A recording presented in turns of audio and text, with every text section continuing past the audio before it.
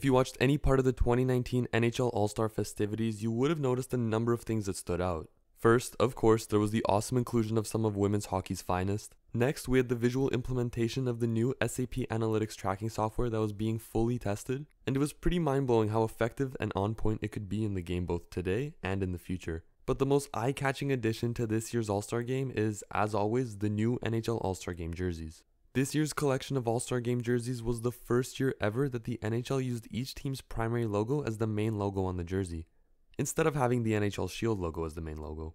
The NHL and Adidas made two different types of jerseys for each team, a primary black one and a primary white one. This allowed them to use each team's primary logos, and it's an idea that I really like and that I hope they use going forward. But with the San Jose Sharks hosting the All-Star Game this time around, the NHL decided to put a heavier emphasis on the oceans. What I mean by that is that for the creation of these sweaters, Adidas and the NHL partnered with Parley for the oceans.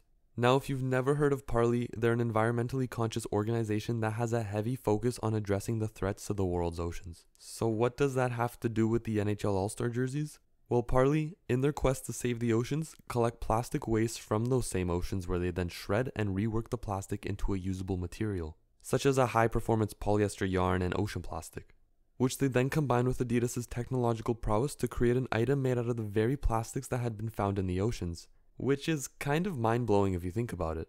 The Adidas and Parley partnership has created numerous projects in the past together, such as various Ultra Boost models, t-shirts, Champions League kits for European football soccer clubs such as Real Madrid, Bayern Munich, Juve, and Manchester United, along with all those teams' practice jerseys. And now, finally, as Adidas has settled in as the primary jersey sponsor for the NHL, we have our first collaboration between the NHL, Adidas, and Parley, and I would bet on seeing more collaborations between the three in the future.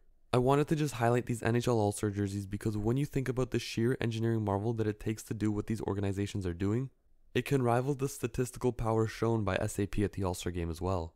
So while I can't guarantee that hockey jerseys made from ocean waste is going to be a recurring trend, I can say that it was a cool novelty. And I was wondering how that sort of global stance for a piece of fan gear could increase jersey sales, since I'm sure it definitely wouldn't hurt sales. So let me know what you think about the NHL's adventure into a new type of jersey.